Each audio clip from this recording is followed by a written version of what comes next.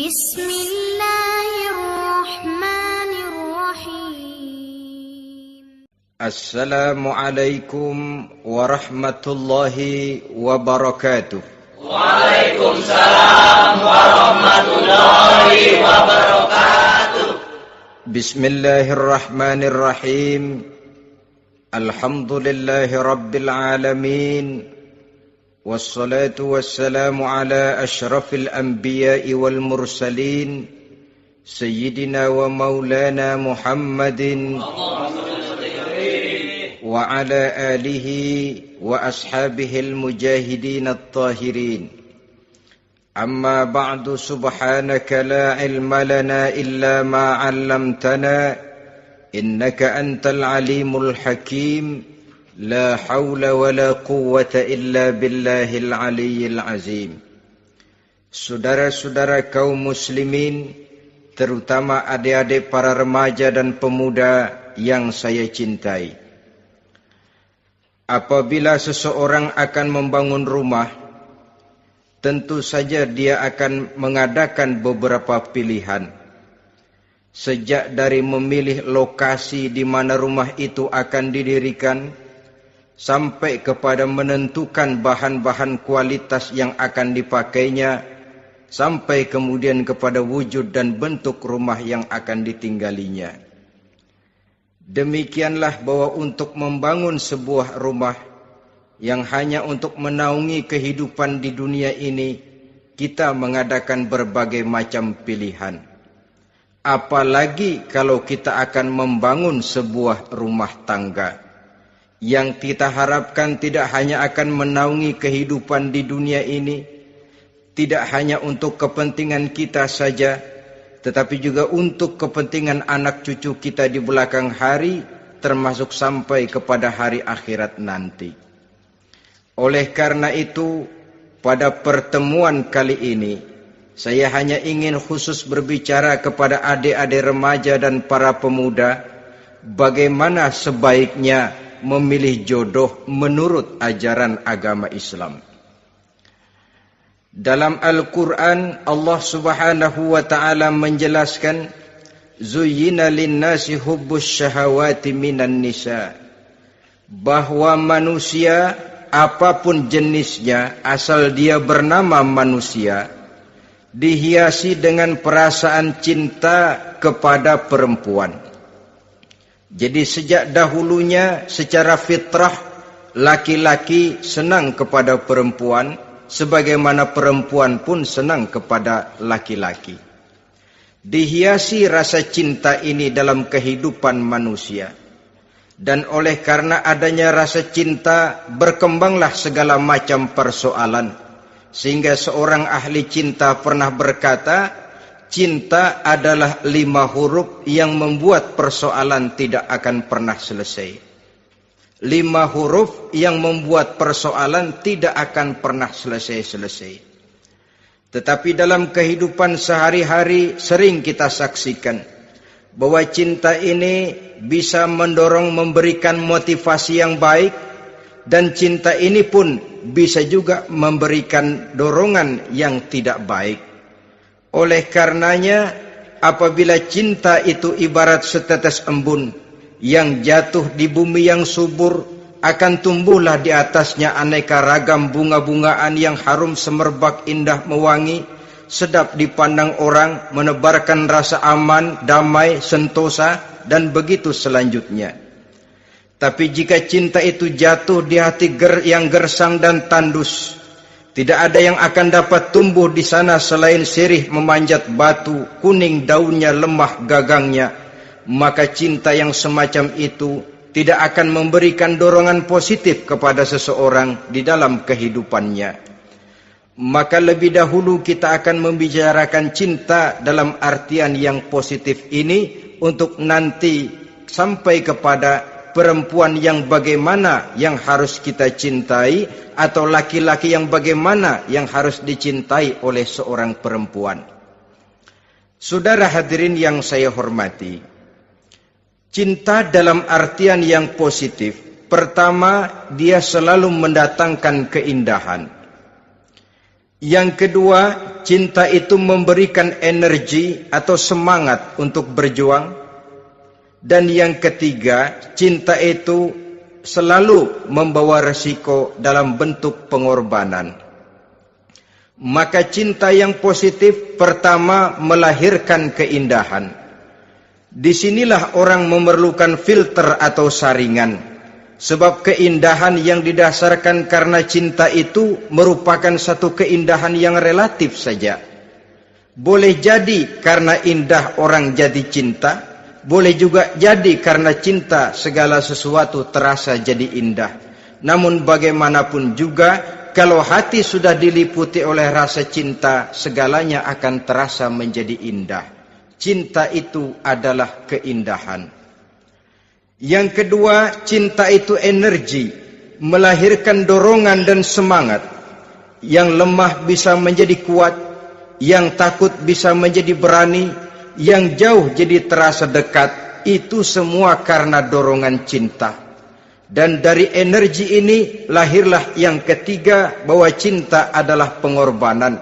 Sehingga orang berkata, berani bercinta artinya harus berani berkorban. Takut berkorban, jangan bercinta.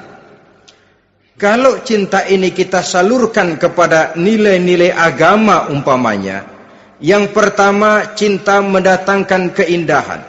Kita cinta kepada agama, maka apapun yang diperintahkan oleh agama akan terasa menjadi indah. Solat akan terasa menjadi indah. Puasa terasa menjadi indah. Zakat terasa menjadi indah. Jihad pun akan terasa menjadi indah. Persis kalau kita cinta kepada seorang gadis. Jika kita cinta kepada seorang gadis, apanya saja akan kelihatan menjadi indah. Jalannya terasa indah, lenggang-lenggoknya terasa indah, suaranya merdu padahal cemprengnya bukan main. Seluruhnya akan mendatangkan keindahan karena dasarnya sudah cinta. Cinta membawa kepada keindahan. Yang kedua, cinta itu melahirkan energi. Orang yang cinta kepada agama akan lahir tenaga dan semangatnya melaksanakan ibadah, melaksanakan puasa, melaksanakan zakat, melaksanakan solat, melaksanakan haji, bahkan melaksanakan jihad sekalipun. Cinta selamanya menimbulkan energi dan semangat. Sama saja dengan kita apabila jatuh cinta kepada seorang gadis, walaupun rumahnya jauh, katanya, gunung pun akan kudaki, lautan pun kuseberangi.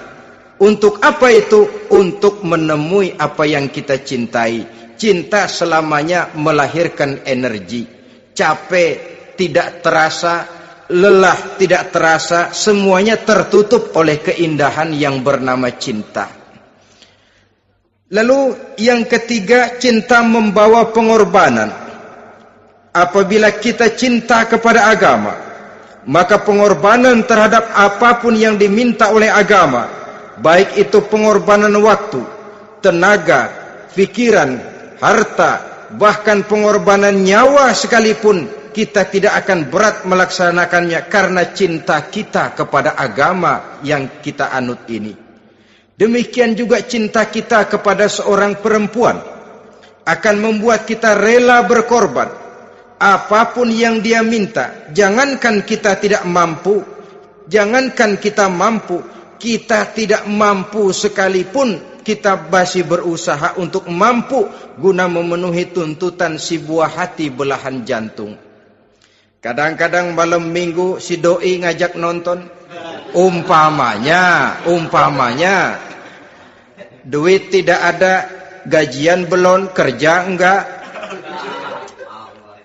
Timbullah inisiatif, entah sepatu kita jual ke tukang loa,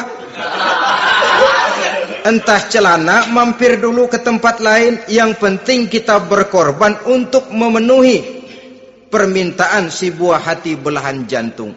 Ketika itu pengorbanan sudah tidak kita rasakan lagi.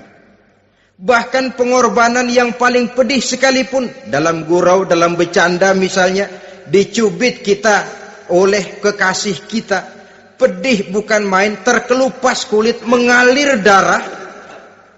Bukan nangis, nyengir. Malah kadang-kadang minta tambah dicubit lagi. Itulah romantikanya cinta, sanggup membuat orang berkorban, melahirkan energi dan semangat, menambah keindahan dalam kehidupan, sepanjang dia dalam artian yang positif.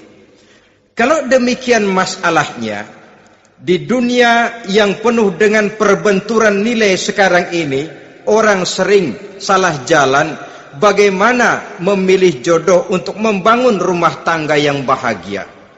Jangan lupa bahwa membangun rumah tangga ini bukan hanya untuk 1-2 bulan, bukan hanya untuk 1-2 tahun, bahkan bukan cuma untuk kehidupan dunia, lebih daripada itu pun untuk menunjang kebahagiaan di akhirat.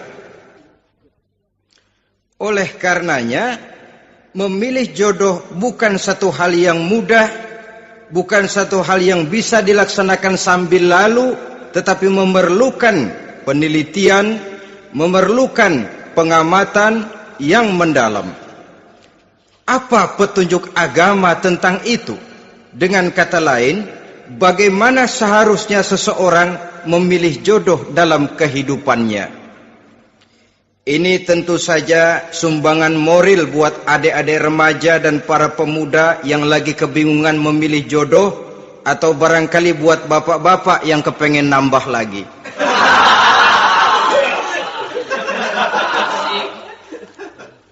Mohon maaf kepada ibu-ibu, saya tidak menganjurkan, cuma ngajarin. Yang pertama, menurut Nabi, nikahilah perempuan itu karena rupanya, karena hartanya, karena keturunannya, dan karena agamanya. Ada 4 motif utama di sini. Pertama, memilih jodoh, lihatlah rupanya. Lagian siapa yang kepengen dapat jodoh rupanya nggak karu-karuan? Cari rupa yang cantik, indah, dan menawan. Namun jangan lupa, saya katakan di zaman di mana sering terjadi benturan nilai seperti sekarang ini, orang sulit untuk mendapatkan keaslian. Di mana teknologi sudah sedemikian canggih, di mana ilmu kedokteran sudah sedemikian maju, maka berbagai macam rupa bisa dibentuk dengan apa yang dinamakan operasi plastik misalnya. Yang pesek bisa dibikin mancung, kuping yang kelebaran bisa dibikin sedang, pipi yang kembung sebelah bisa dibikin rata, janggut yang tidak menarik bisa dibikin bak lebah bergantung katanya. Oleh karena itu, kalau pilihan hanya tertuju kepada rupa yang cantik saja semata-mata, kita sudah melakukan satu kesalahan yang sangat besar. Sebab apa? Diperingatkan oleh Nabi melalui hadis Ibnu Majah, Bazar dan Baihaqi dari Ibnu Umar. Janganlah kamu kawini seorang perempuan karena kecantikannya, sebab kecantikan boleh jadi akan mencelakakan. Jangan juga kamu kawini perempuan karena hartanya, sebab kekayaan biasanya akan mendatangkan kesombongan. Tetapi kawinilah karena agama dan akhlaknya, karena itulah yang akan membawa kepada kebahagiaan.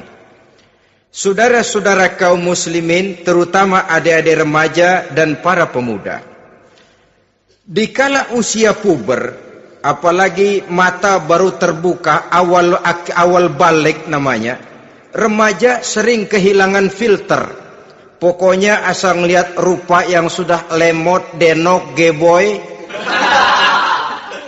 pikiran pun hanyut, malam terkenang, siang terbayang, tidur tak nyenyak, makan tak enak katanya, selalu terbayang wajah si doi. Dikala itu orang kehilangan pertimbangan bahwa rupa yang cantik kadang-kadang sering menipu. Diriwayatkan oleh Imam Ibnu Abbas, satu hari ketika sedang kumpul dengan para sahabat, lewatlah orang dengan potongan ya, potongan orang kaya. Kelihatan kan, orang kaya sama orang miskin jalannya aja lain kan? Jalannya saja, jangan gaya hidupnya, jalannya saja lain. Liwat dia. Rasul bertanya kepada seorang sahabat, menurut pendapatmu bagaimana orang yang lewat itu? Kata sahabat, yang lewat ini ya Rasul, kalau dia meminang perempuan pasti diterima. Kalau dia menolong orang pasti berhasil. Kalau dia ngomong pasti didengerin. Kenapa? Orang kaya. Orang kaya ya Rasul. Kalau dia minang, perempuan mana yang kagak bisa menerima kalau dipinang oleh orang kaya? Biar mukanya udah belipet kayak dompet tanggung bulan. Kalau memang duitnya banyak, nggak kelihatan tuh muka yang belipet. Yang kelihatan duit. Kalau dia nolong orang, pasti berhasil apa yang dia tolong itu. Kalau dia ngomong, pasti didengerin orang. Walaupun omongannya biasa-biasa saja. Kenapa? Orang lihat penampilannya. Sudah, ketika orang itu lewat, beberapa lama kemudian lewat lagi seseorang yang kelihatannya miskin. Rasul tanya lagi, kalau orang ini, bagaimana pendapat kamu? Wah, potongan begini sih Rasul. Kalau dia minang, orang tolak. Siapa yang mau kawin sama kere begini? Kalau dia nolong orang, pasti nggak berhasil. Kalau dia ngomong, kagak bakalan ada yang mau dengerin. Siapa yang mau dengerin orang susah ngomong? Setelah orang itu lewat, apa kata Rasul? Orang yang terakhir, yang lewat ini, yang barusan lewat, jauh lebih baik dari yang pertama yang lewat tadi. Jauh lebih baik. Maksud dari ucapan ini, Rasul sebenarnya mendidik para sahabat jangan tertipu oleh penampilan. Sebab penampilan tidak selamanya mencerminkan keaslian. Apalagi di zaman sekarang, salon di mana-mana bejibun. Alis mata bisa dibikin, pipi bisa dicat.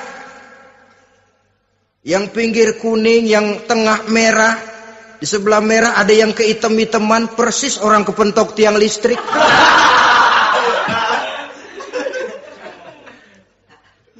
Kecantikan yang artifisial, kecantikan yang bukan alami. Karena itu silakan saja cari yang cantik, tapi jangan terpaku sampai di situ.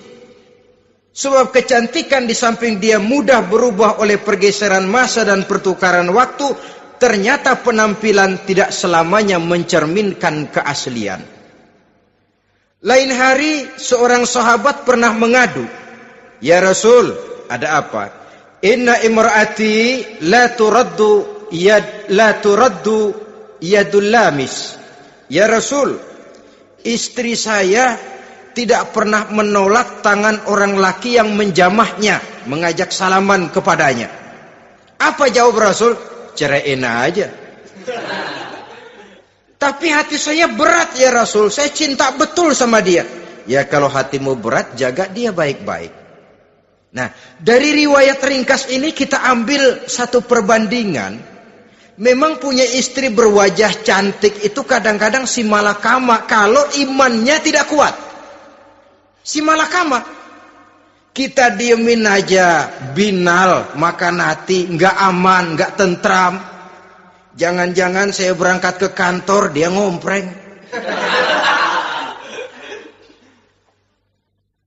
Buah si malakama, seperti orang tadi, ya Rasul. Istri saya kelihatannya, sebenarnya nggak negatif maksudnya ini, cuma bersalaman, tapi terlalu ngobrol. La turaddu yadul lamis, tidak pernah menolak orang yang ngajak salaman. Ya sekedar salaman. Tapi kan awalnya dari salaman. Kalau sudah salaman kan strum bisa ngederdet dari tangan situ. Kata Rasul sederhana saja. Ya kalau memang begitu ceraiin. Saya nggak kuat Rasul. Saya cinta betul sama dia. Kalau kau tak kuat berpisah dengan dia, jagalah dia baik-baik. Ajar, didik, tanamkan rasa keagamaan di dalam hatinya.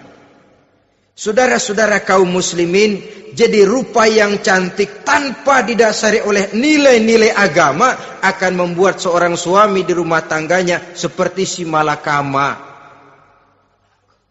Seperti berhadapan dengan buah si malakama kalau tidak diiringi dengan nilai-nilai moral yang luhur dan bekal agama yang tangguh. Akan pergi jauh dari rumah rasanya tidak aman, sedangkan di rumah saja siapa yang akan mencari nafkah? Dan begitu selanjutnya. Orang tadi jelas berhadapan dengan buah si malakama. Didiamkan, makan hati.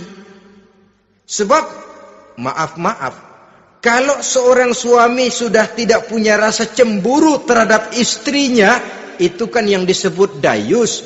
Dan dayus itu jangankan masuk surga, bau surga saja dia tidak dapat. Tapi cemburu dalam artian bukan cemburu buta, cemburu dalam artian yang wajar. Dia cemburu, akan dikerasi takut kalau istrinya minta cerai, sedangkan dia cintanya sudah kadung medok bener. Si malakama jadinya. Nah, ini juga satu riwayat yang memberikan gambaran kepada kita. Pilihan, silakan cari rupa yang cantik saja. Cari yang cantik. Tapi kalau itu dijadikan motif utama tanpa dasar-dasar agama, saya khawatir nanti rumah tangga kita akan berhadapan dengan buah si malakama. Jadi adik-adik remaja, usaha, ikhtiar, cari yang cantik, yang kira-kira nggak membosenin, supaya kita betah tinggal di rumah, supaya kita merasa ada tempat berbagi rasa, ada tempat kita bernaung. Sebab kalau nyari bini sebini-bininya mah, ya jodoh di tangan Tuhan, kagak usah nyari juga ntar datang diri umpamanya. Iya, kalau yang datang peot. Orang harus berusaha walaupun pada akhirnya jodoh toh memang ditentukan Allah. Kan 3 hal yang kita tidak bisa menentukan itu katanya. Maut, rezeki, jodoh. Itu yang masuk mysterious problem. Problem yang misterius. Maut, misterius. Kapan kita mati, kita sendiri tidak tahu. Tahun depan, 50 tahun lagi, 100 tahun lagi, tidak pernah seorang pun diberitahu. Tapi yang pasti dia bakal datang. Kapan dan di mananya, kita tidak tahu. Bisa di rumah, bisa di masjid, ya alhamdulillah. Bisa di majelis taklim, syukur. Bisa di medan perang membela agama, bagus. Pasti dia akan datang. Maut, mysterious problem. Sesuatu yang kita tidak tahu kapan datangnya. Rezeki, gitu juga. Sehingga orang sering bilang, rezeki katanya kayak bayangan. Kita uber-uber, dia lari. Kita diam, dia mah diam. Setengah mati kita uber-uber. Emang ukuran segitu? Segitu aja. Begitu kita nggak ngapa-ngapain, datang yang bawain rezeki. Namanya rezeki itu mysterious problem. Kadang-kadang ngobek, sungsang, sumbul, udah segala tanah orang kita ukur-ukurin. Udah segala ngomong sudah nggak ada yang loh, tuh sudah buta. Tapi memang bayangan, kalau belum rezeki ya belum. Kadang-kadang nyari kode sampai tidur di kuburan. Belepotan tanah kuburan loh. Yang aneh lagi kadang-kadang orang gila ditanyain. Allahu Akbar, ini kode-kode zaman sekarang ini. Sampai orang waras nanyain orang gila itu gimana itu. Ini sudah efek yang betul-betul negatif. Sudah jelas orang gila kok ditanya. Apa kira-kira yang nanya nggak lebih gila dari yang gila itu?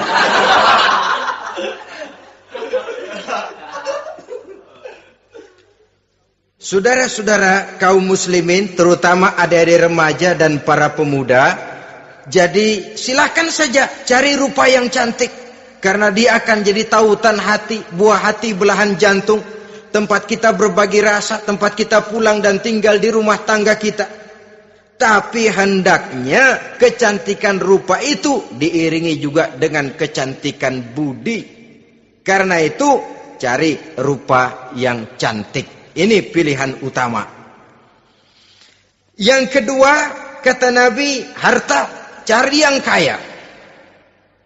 Tetapi jangan lupa, jangan dijadikan pilihan utama.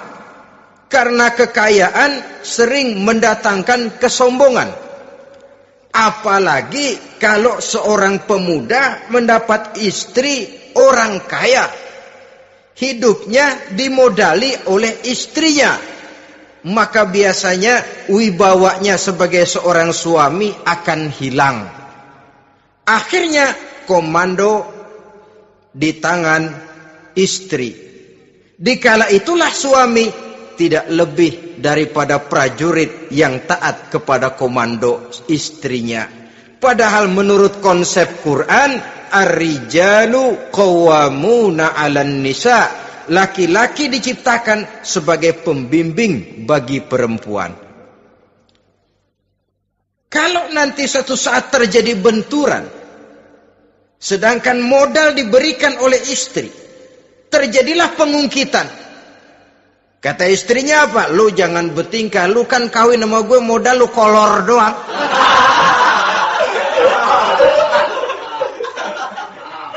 Kalau sekarang bertingkah silakan keluar rumah. Bawa seperti engkau datang dulu, jangan bawa apa-apa. Pergilah seperti engkau datang dulu kemari. Hilanglah wibawa seorang suami. Suami kalau udah digentak sama istri begitu, ngelempuruk kayak ayam sampar. Di mana lagi letak wibawanya? Harta sering mendatangkan kesombongan. Oleh karena itu, walaupun diperintahkan cari yang keturunan orang kaya, tapi maksudnya jangan dompleng. Sebab kepribadian seorang suami akan ditentukan oleh sifatnya sendiri. Keberadaannya ditentukan oleh karya dan perbuatannya sendiri. Itulah yang akan menampilkan kepribadian dia dalam kehidupan di masyarakat ini. Saudara-saudara kaum muslimin, terutama adik-adik remaja dan para pemuda. Kan kadang-kadang di zaman sekarang kan kelas-kelas gigolo, playboy ya, nyari tante-tante kesepian, mejeng-mejeng di pinggir-pinggir jalan dengan harapan apa? Ya barterlah. Tukar tambah, nah, supaya dapat rokok, dibelikan pakaian, motor dan sebagainya. Tapi yang jelas hilang harga diri sebagai laki-laki, dan itu yang paling mahal. Kalau seorang laki-laki sudah kehilangan harga diri, apalagi yang bisa dibanggakan dalam kehidupan ini? Apa artinya naik mobil kalau kepala tertunduk ke bawah? Apa artinya jalan di tengah masyarakat kalau kita tidak bisa menengadah dengan satu kebanggaan? Hilangnya harga diri merupakan kehancuran awal dari sebuah pribadi yang untuk jangka panjang kita tidak akan bisa lagi berbuat banyak. Tanpa harta orang memang sulit untuk bahagia, tapi harta semata-mata bukan merupakan jaminan bahwa orang lantas akan bahagia. Saya barangkali harus berkata, banyak orang miskin yang kaya, tapi tidak sedikit orang kaya yang miskin.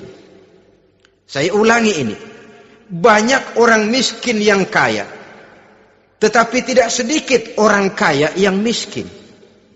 Nah, bagaimana pengertiannya? Orang miskin yang kaya, materinya sederhana, peralatan rumah tangganya sederhana, tapi hatinya kaya. Oleh karena hatinya kaya, jiwanya lapang. Sebaliknya, orang kaya yang miskin, di tengah kelimpahan materi yang berlimpah, segalanya serba ada, hatinya yang miskin. Kelimpahan materi tidak akan sanggup mengobati kemiskinan hatinya. Sehingga di tengah kehidupan yang serba ada, dia masih merasa kurang, maka dia tidak pernah cukup. Di tengah kemilauan dan gemerlapan serta glamornya rumah mewah, dia merasa hidup di tengah gurun pasir yang gersang dan tandus. Karena itu, biarlah miskin harta tapi kaya budi, daripada kaya harta tapi miskin budi. Lebih utama lagi, kaya harta, kaya budi. Itu idealnya. Dasar pilihan ketiga, sesudah rupa dan harta, menurut Nabi, keluarga. Faktor keturunan sangat menentukan. Pepatah mengatakan buah apel akan jatuh tidak terlalu jauh dari pohonnya.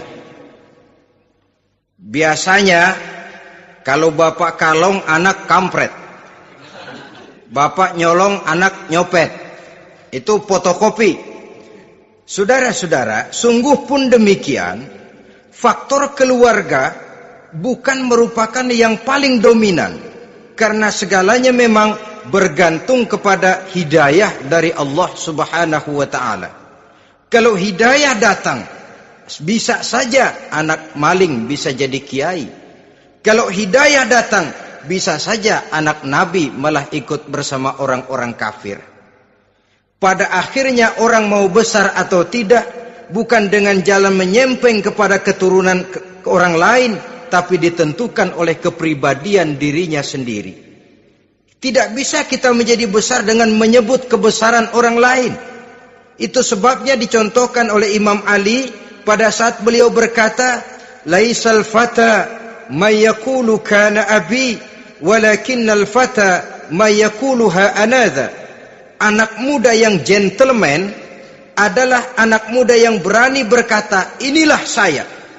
Bukan anak muda yang membanggakan leluhurnya.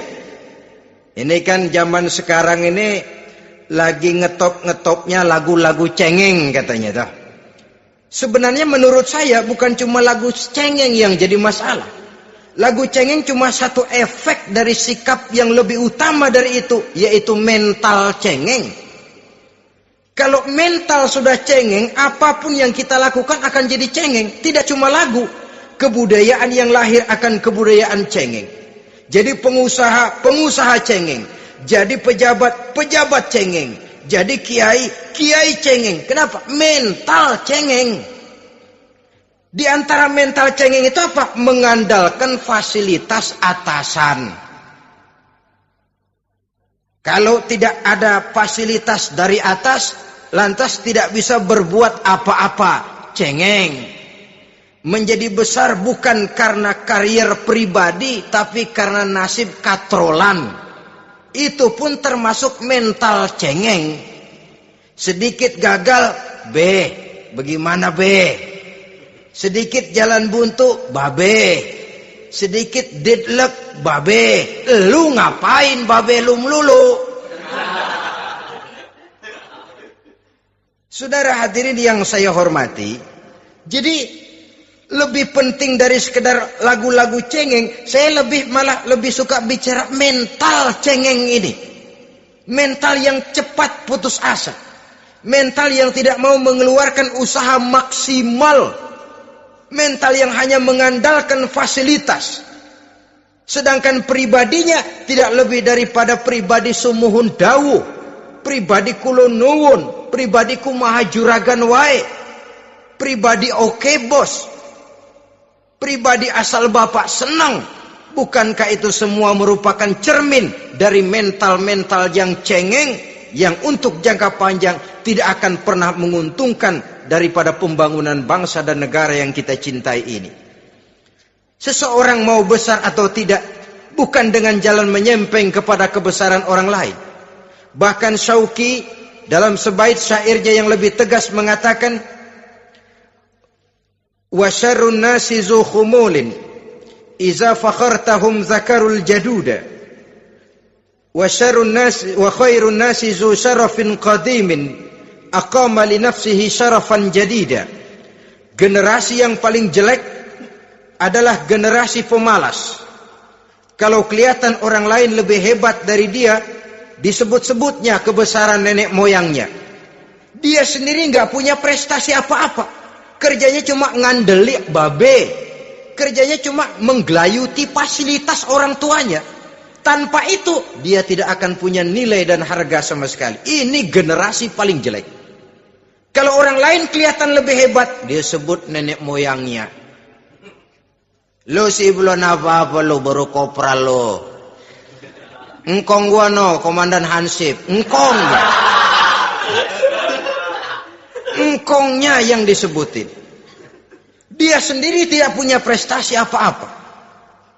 Jadi silahkan saja cari gadis dari keturunan keluarga yang baik-baik.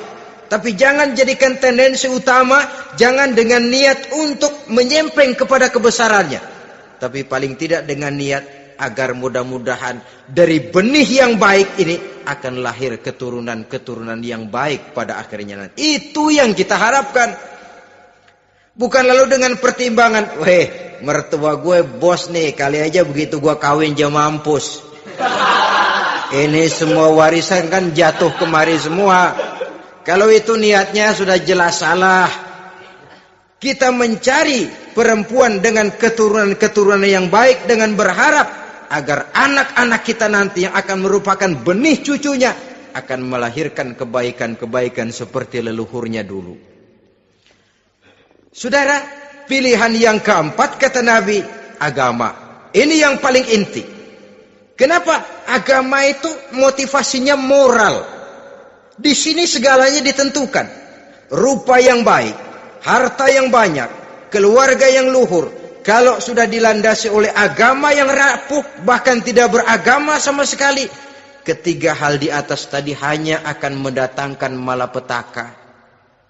Sekarang kan kita tertipu oleh penampilan. Padahal penampilan belum tentu kenyataan. Di jalan-jalan kita akan lebih terpesona melihat gadis pakai miniskirt di atas lutut ketimbang kita melihat gadis-gadis yang pakai jilbab. Kalau sudah pakai jilbab keliwat, yang usil banyak banget, bau sorga nih. Bau sorga katanya. Tapi kalau sudah yang pakai miniskirt itu yang lewat, itu dari ujung ke ujung mata kagak mau kedip. Laler nemplok di mata kagak dirasain. Kita terpesona oleh penampilan zahir, padahal penampilan belum tentu memantulkan hal yang sebenarnya. Tapi memang itulah watak manusia. Watak manusia, saya katakan manusia tanpa kecuali. Tetapi bergantung kepada pemikiran jangka pendek atau jangka panjang. Kalau jangka panjang yang kita pikirkan, ya tentu kita tidak akan mudah terpesona oleh hal yang zahir. Sampai-sampai Quran sendiri mengatakan budak yang hitam legam tapi beriman itu lebih baik daripada orang-orang musyrik walaupun cantik, denok, lemot, geboy. Ada lagi nggak bahasa yang lebih dari itu? Cantik, denok, lemot, geboy, bahenol, nerkom. Tapi kafir masih lebih baik budak yang hitam legam sekalipun. Kalau dia beriman. Kenapa? Rumah tangga untuk jangka panjang. So itu Islam tidak membolehkan kawin campuran dengan lain agama. Walaupun ada ayat yang mengatakan boleh kawin dengan ahlul kitab. Tapi sebagian mufassir menjelaskan bolehnya kawin dengan ahlul kitab itu dalam kondisi darurat. Dalam kondisi normal tidak bisa. Kenapa? Kalau sudah berlainan agama, akan terjadi kerancuan rumah tangga untuk jangka panjang.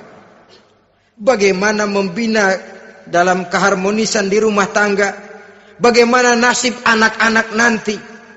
Kadang-kadang ada keluarga, kami sih keluarga modern. Anak-anak kami berikan kebebasan untuk milih agama apa saja. Bapaknya Islam, istrinya Kristen, anaknya ada yang Hindu, Buddha. Bagus nih, keluarga pecel namanya. Bagaimana keluarga modern bisa seperti itu? Padahal seorang suami bertanggung jawab di hadapan Allah. Dia akan ditanya tentang istrinya. Dia akan dimintakan pertanggungan jawab tentang anak-anaknya. Kalau istri kita berlainan agama, mungkin terjadi pengkaplingan. Pokoknya kalau anak perempuan ikut ibu, anak laki ikut bapak. Administrasi dunia bisa begitu. Tapi akhirat, pertanggungan jawab di hadapan Allah. Bisakah kita? Sorry aja Tuhan, emang janjinya begini. Saudara hadirin yang saya hormati, oleh karena itu budak legam hitam kalau beriman masih lebih baik daripada orang-orang yang tidak beriman walaupun cantik dan mempesona. Kenapa? Ini faktor agama. Ya buat 1-2 bulan bisa terwujud rumah tangga yang tentram. 2-3 tahun mungkin masih bisa bertahan, tapi sampai kapan? Sampai kapan itu akan terwujud? Pada akhirnya akan muncullah dilema yang akan sulit buat diatasi. Oleh karenanya motif agama dijadikan stres oleh Nabi. Fasfar bizatiddin taribat yadak. Pilih agama sebagai titik sentral, sebagai pilihan utama. Kalau agamanya kuat, walaupun rupanya sederhana, tapi karena nilai agamanya kuat, dia bisa menyenangkan hati suaminya. Dia bersolek untuk kepentingan suaminya. Dia taat kepada suaminya. Harta, dia anak orang kaya untuk membantu perjuangan suaminya. Tapi kalau tidak ada modal agama, rupa yang cantik bisa menyengsarakan suami. Apalagi kalau suami kere. Istrinya sudah cantik, kaya ataupun tidak kaya kadang-kadang. Udah, suaminya suruh ngempu di rumah, bininya yang kerja. Ya kalau kerja mendingan kalau dikerjain itu.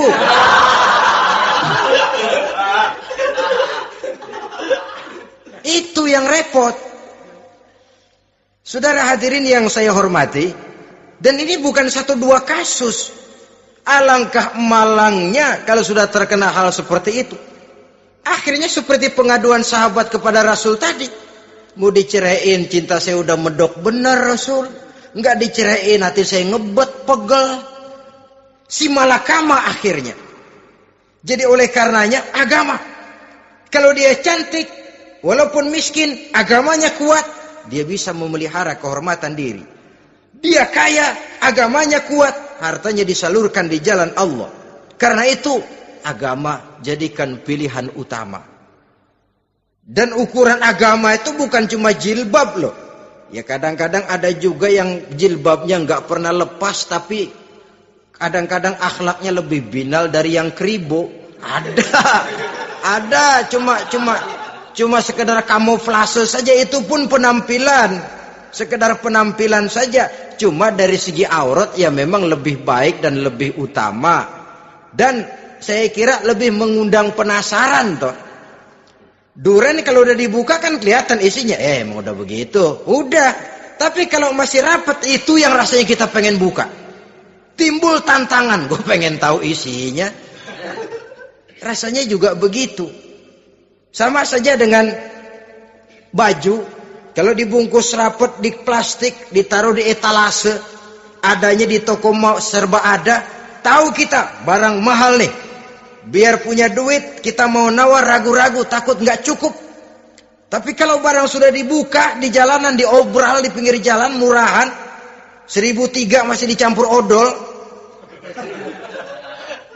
Yang begitu sih biar nggak punya duit, kita berani banget tanya, nawar, megang lagi nyemek. Berat duit nih bang. Kenapa? Barang sudah terbuka. Jadi saudara-saudara, syukur kalau keempat-empatnya ini jodoh terkumpul dalam jodoh yang saudara cari. Sudah rupanya cantik, kaya, keturunan orang baik-baik, agamanya kuat. Nah, surga dunia tuh. Yang begitu cari. Kalau ada yang begitu, saya juga mau nambahin satu lagi.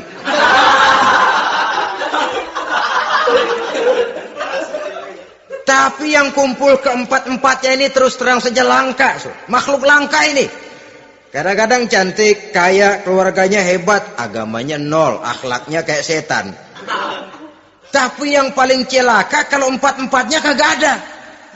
Rupanya jelek, melarat, bapaknya biang maling, kagak beragama lagi. Apanya yang mau dipilih? Mampus saja mendingan. Sudah nggak ada pilihan sama sekali tuh. Sudah nggak ada pilihan sama sekali. Saudara hadirin yang saya hormati, terutama adik-adik remaja. Nah, lalu apa motivasi agama dalam pembinaan ini apa? Agama ini kan memberikan contoh bahwa perempuan yang baik itu, yang kita ingin jadikan dia sebagai ideal dalam pencarian jodoh, tandanya 3. Iza ra'aitaha saratka, kata Nabi. Kalau dipandang, dia bisa menggembirakan kamu. Kan ini yang penting buat seorang suami. Kalau saudara nanti jadi suami, punya istri yang jadi partner setia mendampingi suaminya.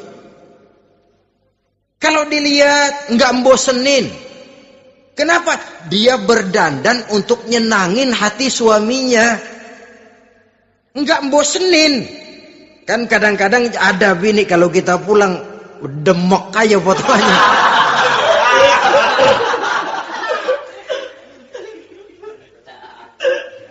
Ini yang bikin suami nggak betah di rumah ini kan yang begini. Adapun perempuan yang beragama, apabila dipandang oleh suaminya, dia pandai menyenangkan hati suaminya. Andai kata suaminya dalam kesulitan, dia tidak menambah beban kesulitan.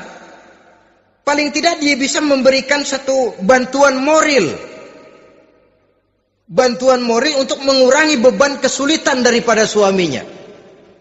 Suami pulang dagang rugi, kata istrinya, romantika bang. Sekali-sekali lah, masa selamanya dagang mau untung. Besok siapa tahu untung lebih besar. Kan meringankan tuh. Kadang-kadang enggak, suami pulang dagang dari pasar panas, rugi, sampai rumah bini pidato. Pletar-pletor. Lu dagang rugi, emang lu laki goblok.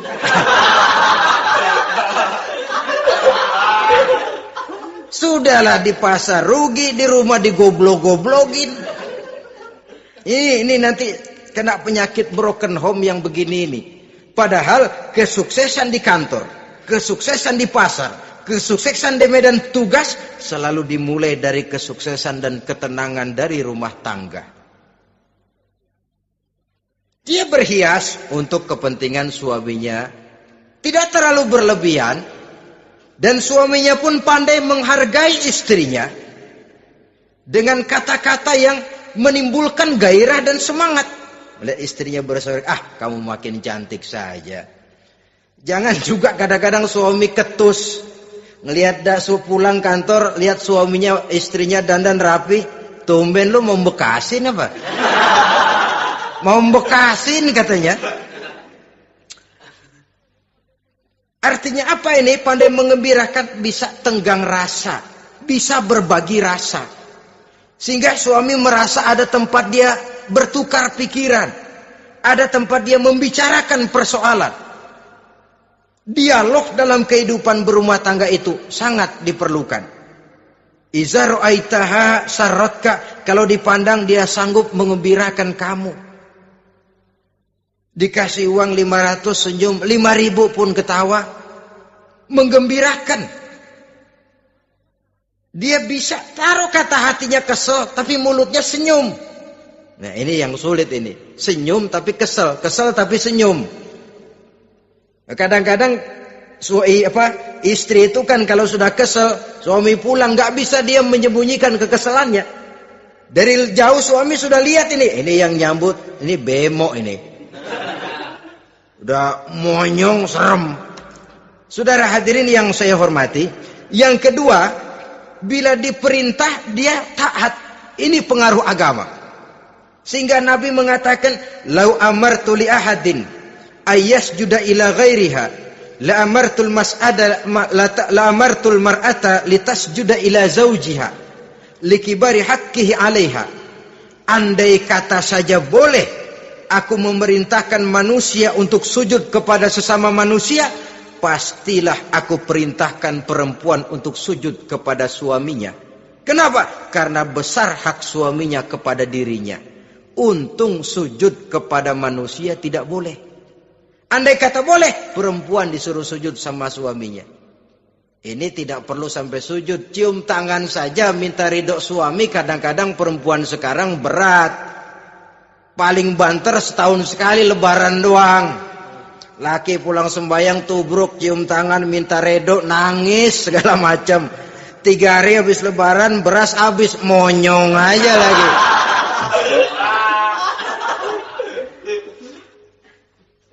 Saudara hadirin yang saya hormati, yang ketiga, akibat pengaruh agama, dia sanggup memelihara kehormatan diri dan sanggup menjaga harta suaminya. Memelihara kehormatan diri baik pada saat suaminya di rumah atau pada saat suaminya tidak ada di rumah. Satu riwayat, Seorang sahabat akan pergi perang jihad di fi sabilillah. Ketika mau berangkat dia bilang kepada istrinya, saya mau berangkat perang. Kalau saya belum pulang kamu jangan keluar rumah. Baik bang. Pergi istrinya, pergi suaminya jihad. 1 minggu, 2 minggu berlalu belum juga pulang. Satu hari datang utusan dari rumah orang tua si istri ini. Assalamualaikum bu. Waalaikumsalam. Ada apa? Ada berita kurang enak bu. Orang tua ibu sakit parah. Mohon tolong ditengokin. Apa kata si istri? Maaf saja, suami saya belum pulang dari medan perang. Saya belum dapat izin keluar rumah kalau dia belum pulang. Tolong sampaikan maaf saya kepada orang tuanya. Pulanglah utusan tadi. Besok balik lagi. Bu, ada apa? Udah Senin Kemis. Napasnya sudah sampai tenggorokan. Tolong tengokin buat terakhir kalinya bu. Suami saya belum pulang. Dia pesan kalau dia belum pulang saya jangan keluar rumah. Saya nggak bisa tengokin orang tua saya. Salam maaf saja.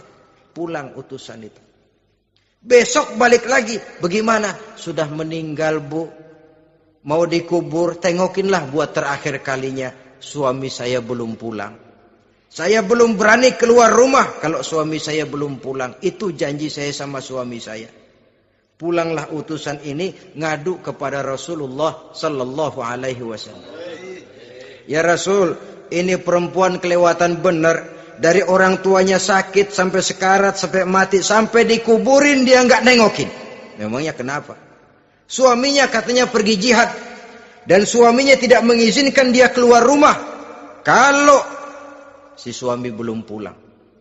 Apa jawab Rasul? Marahkah beliau? Tidak, beliau senyum. Apa katanya?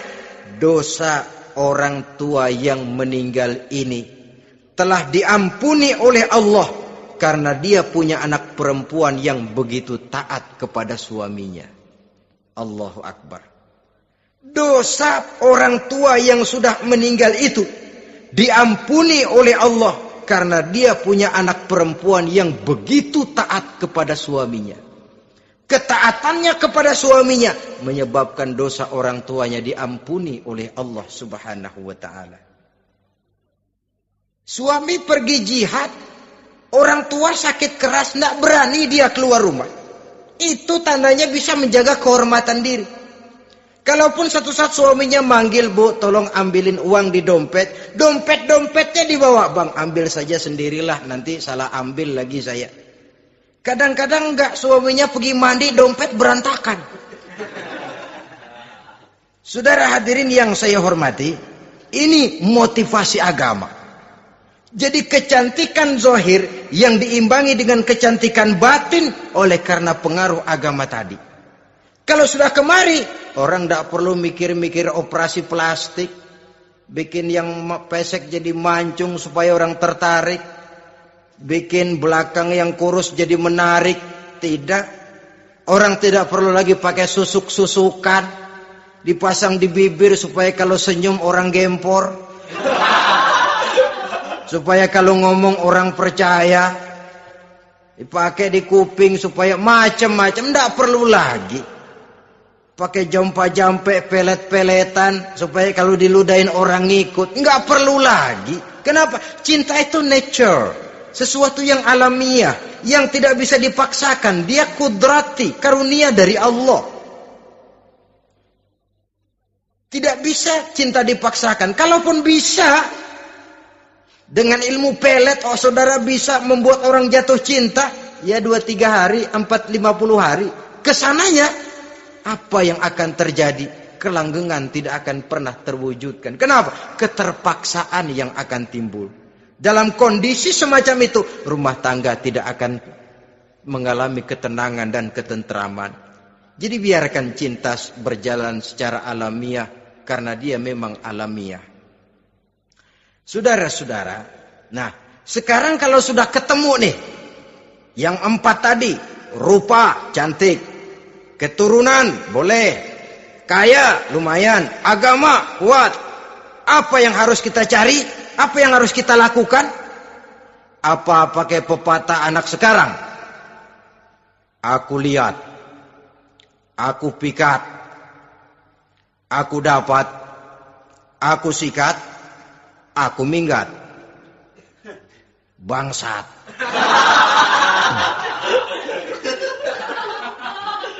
Itu kan ada moto cinta kilat begitu tuh. Cinta kilat katanya.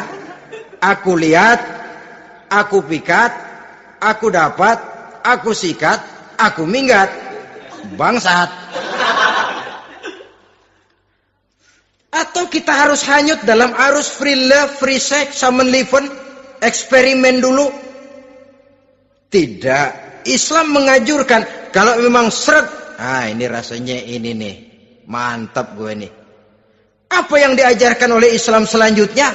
Meminang, saudara-saudara. Meminang adalah langkah awal untuk mengikat tali pernikahan. Diizinkan meminang, dan di dalam meminang pun diizinkan untuk melihat. Cuma kalau boleh, ya syaratnya itu waktu melihat itu jangan sampai ketahuan si perempuan yang akan kita pinang itu. Untuk apa kita meminang?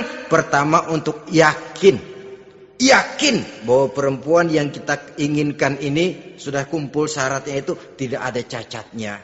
Yang kedua, untuk memperkuat tekad hidup berumah tangga, diperlukan meminang. Adapun adat itu berbeda. Tapi bahwa konsep meminang itu dalam Islam ada, itu jelas.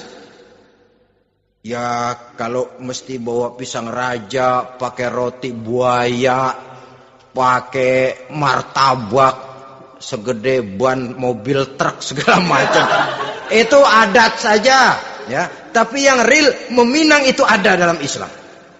Nah, bagaimana adab meminang?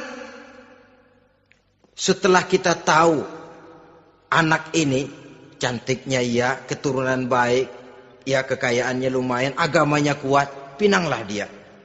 Caranya boleh lihat langsung. Lihat langsung kalau bisa tanpa setahu si perempuan. Dan batas yang boleh dilihat itu muka dan tangan. Itu saja. Jadi jangan gerusak. Minta permisi Pak, saya mau ngelihat anak bapak seutuhnya. Soalnya buat saya ini nanti. Apanya aja dibedolin, jangan. Kira-kira yang boleh itu muka sama tangan. Andai kata kita risih, sebab nanti kalau nggak jadi akan jadi timbul rasa malu dan si perempuan juga kasihan. Boleh mengutus perempuan yang kita percaya. Coba kau ke sana, lihat kondisinya yang sebenarnya bagaimana. Kalau ngelihat dari jauh sih utuh, siapa tahu nanti tangannya kurang sebelah. Coba lihat sana. Saudara-saudara, kemudian boleh juga ditanyakan kepada orang tuanya. Dan dalam hal ini orang tua si gadis tidak boleh menyembunyikan aib atau cacat yang dimiliki oleh anaknya. Dia harus menceritakan apa adanya, sampai pun kekurangan anaknya yang paling kecil sekalipun. Sebab apa? Jangan sampai istilah pepatah beli kucing dalam karung. Kedengeran suaranya doang meong-meong, begitu dibuka tuh kucing gempor sebelah kakinya nggak ada. Kan tentu kita tidak kepengen kecewa di belakang hari. Itulah perlunya meminang sebagai jembatan untuk menuju kepada pernikahan. Nah, dengan demikian kalau sudah usaha meminang ini dilaksanakan, jangan merasa sudah setengah resmi. Ini yang kadang-kadang jadi penyakit. Malah sesudah meminang harus masing-masing lebih menjaga diri, menjaga kehormatan, menjaga pergaulan. Kenapa? Agar saat memasuki jenjang pernikahan nanti merupakan jenjang yang sangat ditunggu-tunggu. Ada rasa keinginan tahu. Kalau tidak, ya udah biasa, nggak giroh lagi ngadepin perkawinan. Kenapa? Kemarin-kemarin gue udah cobain. Hilang gairah lagi. Sebab itu kalau sudah meminang, jangan merasa sudah setengah halal. Udah minang ini Kadang-kadang orang tua juga konyol. Sudah dipinang, diumbar. Lu bawa kemana kayaknya lu udah pinang. Padahal meminang itu cuma langkah awal. Sedangkan selanjutnya harus lebih berusaha menjaga kehormatan diri. Sampai pada saat nanti pelaksanaan pernikahan. Nah, saudara-saudara, terutama adik-adik remaja dan para pemuda, walaupun agak sekilas memang karena terbatasnya waktu pada pertemuan ini, mudah-mudahan bisa memberikan gambaran yang sepintas tentang bagaimana sebaiknya kita memilih jodoh di dalam membina rumah tangga yang bahagia. Semoga ada manfaatnya. Terima kasih atas segala perhatian. Mohon maaf atas segala kekurangan. Usikum wa nafsi bitaqwallah. Wassalamualaikum warahmatullahi wabarakatuh.